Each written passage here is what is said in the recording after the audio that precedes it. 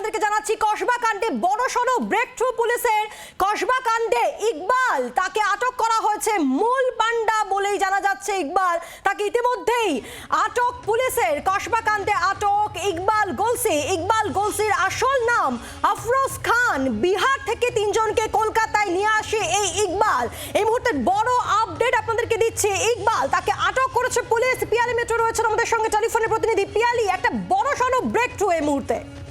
একেবারে কারণ ইকবালকে ধরা যখন গিয়েছে তার মানে যেটা মনে করা হচ্ছে এই গোটা ঘটনার পেছনে কার পরিকল্পনা রয়েছে সেটা এই মুহূর্তে স্পষ্ট হয়ে যাওয়ার দিকে এগাচ্ছে তদন্তকারী অফিসাররা। তার কারণ গতকালকে এই গুলি নিয়ে একেবারে বন্দুক নিয়ে কাউন্সিলরের ওপর হামলার সময় যে যুবককে ধরা হয় যুবরাজ সিং, সেই যুবরাজ সিং কিন্তু বারবার করে যেটা দাবি করছিল যে ইকবাল নামের এক ব্যক্তি তার সঙ্গে যোগাযোগ করেছিল এবং তদন্তকারী অফিসাররা যেটা জানতে পারে এই যুবরাজ সহ তিনজনকে বিহারের বৈশালী থেকে নিয়ে আসা হয়েছিল এবং তাদেরকে যোগাযোগ করে নিয়ে এসেছিল ইকবাল নামের এক ব্যক্তি।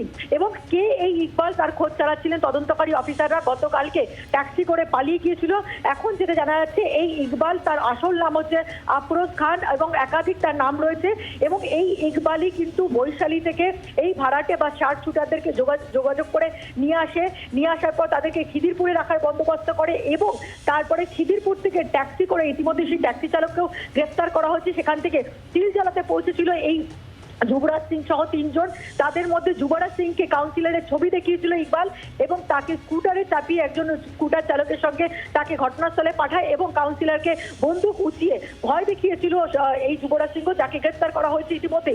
এবং এই ইকবালের পেছনে কে রয়েছে, কারণ ইকবাল একেবারে বিহারের বৈশালী থেকে তিনজন আগ্নেয়াস্ত্র সহ তিনজনকে এখানে নিয়ে আসছে, কাউন্সিলরের ওপর হামলার পরিকল্পনা করছে। সেটার পেছনে শুধুমাত্র কি এই ইকবাল, নাকি ইকবাল দিয়ে এই গোটা ঘটনাটা অন্য কেউ করিয়েছিল? তার নেপথ্যে কে এই গোটা কনস্পিরেসি করেছে এবং কি কারণে করেছে, এই বিষয়গুলো কিন্তু এই সমস্ত রহস্য কিন্তু কাটবে। যেহেতু ইকবালকে ধরা গিয়েছে, ইকবালকে আটক করেছে তদন্তকারী অফিসাররা, তাকে দফায় দফা করছেন এবং কেন করা হলো এই গোটা পরিকল্পনা এবং এই ইকবাল ওরফে আফরোজ খান ওরফে গুলজার খান তার নেপথ্যে কারা কারা রয়েছে সেই যাবতীয় প্রশ্নের উত্তর খুব তাড়াতাড়ি সামনে আসবে, কারণ মাস্টার মাইন্ড, কসবা কাণ্ডের মাস্টার মাইন্ড ইকবাল, তাকে আটক করেছে পুলিশ।